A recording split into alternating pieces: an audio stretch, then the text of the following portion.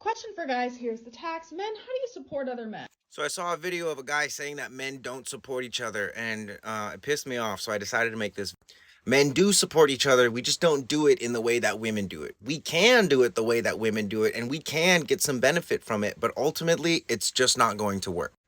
The two ingredients that I believe are necessary for men to support each other are accountability and conflict/conflict resolution.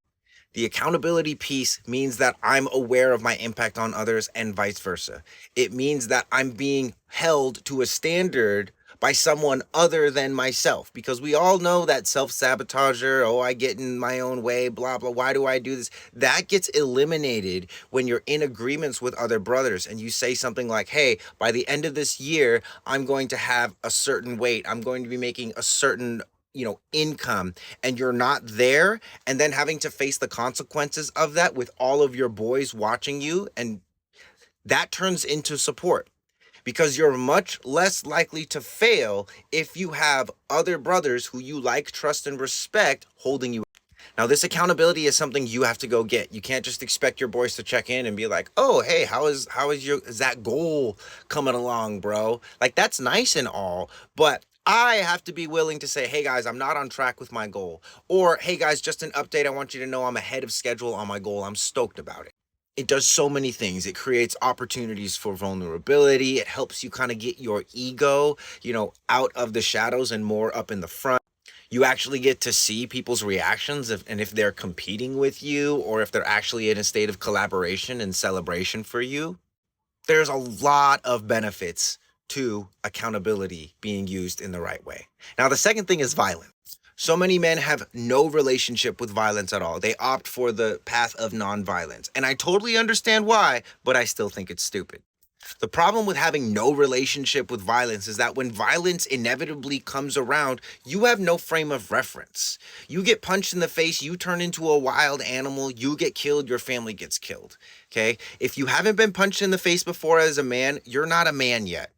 Right? And there's a lot of people that are gonna be pissed off that I say that.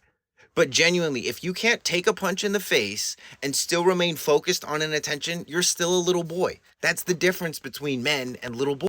See, the problem with these pacifists and these people who say I don't engage in violence is the fact that they have no frame of reference for what violence actually is, right? They have a light switch. It goes 0 to 100 in the flash of an eye in an instant. But for those of us that have been in fights and have trained ourselves to be violent when necessary, we have a dial. We can take it from 0 intensity to 10 to 20 to 30, and then if need be, all the way up to 100. But one of the things that I learned in martial arts was that you have to have that dial. And if you don't get punched in the face and rocked around a little bit, you're never going to have that dial. So as a man, it's your responsibility. If you want the people around you to genuinely be safe, you have to uninstall that light switch and you have to put in a dial, which means you have to get punched in the face and you also have to punch other brothers in the face. And I literally mean punched in the face, because that when people get punched in the face, they get mad. They get mad. And people who have never been punched in the face before, they get the maddest, because they've agreed to a set of rules that maybe somebody else hasn't. And that set of rules is not based in reality. Just because I'm choosing nonviolence doesn't mean my opponent is going to choose nonviolence. Just because I'm going to be an honorable man doesn't mean that my opponent is going to be an honorable man. And if I fail to prepare for that, dude, that is on me. In closing, if you're a man looking for support, okay, don't try and do it the way that women do it, because that you'll get there, but you get there through these avenues that I'm talking about. Find some brothers that can hold you accountable, and find some brothers that you can get rough with, and start to replace that switch with a dial. Also, shout out to the original creator for thinking of asking this question and putting a tax on it, because I know a bunch of dudes are just like thinking about it now, like, how do I get support? Beautiful. Thank you so much. Well done.